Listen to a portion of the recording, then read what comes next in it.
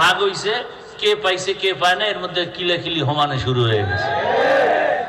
তাহলে দলের লোক দলের লোকেরে মেরে ফেলে ভাগে কম হইলে, কথা ঠিক? তাহলে এই জায়গায় আর ভয়ের কি আছে? যে দলের কাছেই দলের লোকের নিরাপত্তা নাই, অতএব মৃত্যু আমার যে কোনো সময় হতে পারে। তাহলে না, আর চামচা হয়ে মরতে চাই না, বাহাদুরের মতো বাঁচতে চাই। আমরা বাঁচলেও গাজী, মরলে কি শহীদ। ইসলাম নিয়ে আমি বাঁচবো, ইসলাম নিয়ে মরে যাব। ভয় কিসের বলেন তো আমাকে?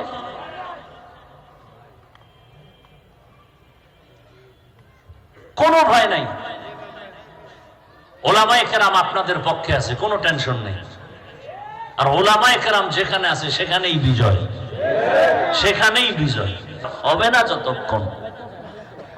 নবীজির একটা হাদিস পড়েছি, নবী বলেন, মান তাশাব্বাহা বিকওমিন ফাহুয়া মিনহুম। দুনিয়াতে যেই ব্যক্তি যেই কওমের সাথে সম্পর্ক রাখবে, কিয়ামতে তার সাথেই তার হাসর হবে। আয়াত ও হাদিসের তরজমা শেষ। ভাই, আমরা আল্লাহর কোরআন কি অর্ধেক মানি না পুরাটা মানি? হ্যাঁ, ভালো করে মনে রাখবেন, দুনিয়ার জমিনে যত নীতি আছে, পরিবার নীতি, সমাজ নীতি, অর্থনীতি, পৌরনীতি, রাষ্ট্রনীতি, আছে না নাই? আল্লাহর জাতের কসম, আমি আপনাদেরকে জান্নাতে নেওয়ার মহব্বত নিয়ে বলছি, আক্রমণের জন্য বলি না। আসলে মুসলমান তো আল্লাহর কোরআন নিয়েই থাকবে।